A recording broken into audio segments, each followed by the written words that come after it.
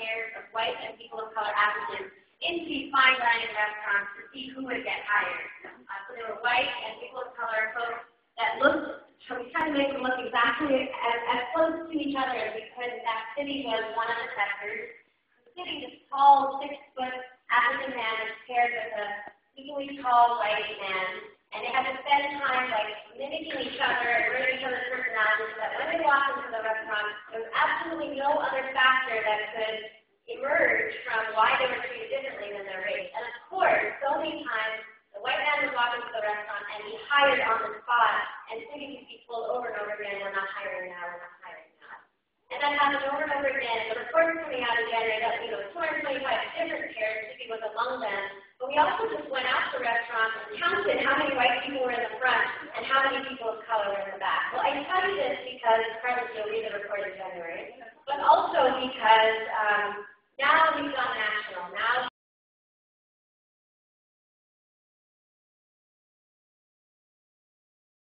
but they're also kind of beginning to interact with the global restaurant workers movement, and that really has to be the solution to everything we're talking about. It has to be about developing international labor standards and developing international worker solidarity around the world. And that sounds so cliche and like old school, but there are new and creative ways of doing things here, which I think Ross is among, but there are really amazing and creative things that are happening around the world as well that we are beginning to import.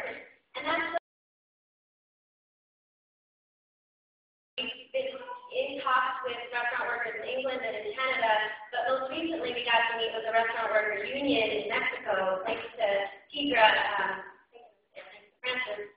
And so we met with them and we actually asked them, so do you ever have this problem where they hire the white people in the front and these fine dining restaurants in Mexico City and the darker skinned Mexicans in the back?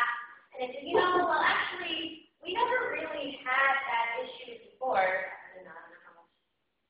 They said we never really had that issue before, but more recently, all these American corporations have started to come into Mexico City and hotels and set up restaurants, and usually they come in and the first thing they say is, could we have a tall, white-skinned Mexican working in front of the house? And they ask for that when they come, and it's become a problem. And what this means is that globalization is not just about exporting horrible jobs and exporting exploitation. It's also about exporting our very unique American racism.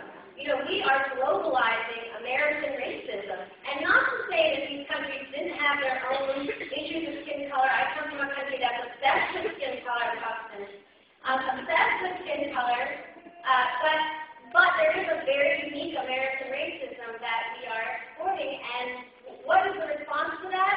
It's globalizing racial justice and importing racial and economic justice and importing amazing ideas. So, for example, with our cooperative, importing the idea of a worker-owned restaurant that actually could go to scale, that's owned by people of color and immigrants, importing the idea of worker solidarity, which happens in a lot of other places around the world, and it's kind of new to us, the idea of really learning from and working with people from around the world. But what it means for us in the long term, very practically, and I just want to end with this because I feel the need to have practical solutions, not just talk big. So practical solution. One, a campaign where universally we refuse to allow lighter-skinned folks to work in the front-of-the-house jobs, right? Universally, we stand in solidarity with the workers in Mexico, and together we fight the same corporations. We're starting to do this, the same restaurant companies that are asking for this kind of hierarchy. That's one. But two, that we even think beyond our own silos, as was said this morning. So we've created a new alliance of workers up and down the food chain. Farm workers, meat and poultry processing workers, food retail and distribution workers, supermarket workers, and restaurant workers. And one of the groups in the alliance is an international food workers group that, is working with farm workers in Africa and Latin America. Because we know that the food system is international. We know that our food comes from elsewhere and ends up on our table in the fancy fine dining restaurant, but the labor is not talking to each other. So we created this alliance particularly bring us together and ultimately impact the food system. So now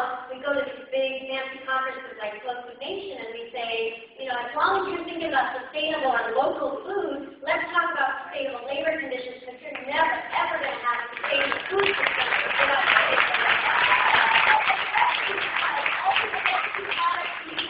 alternative and locally grown. Nobody's ever going to be able to afford them if none of us have good wages, and that's the last thing we're going to end up on.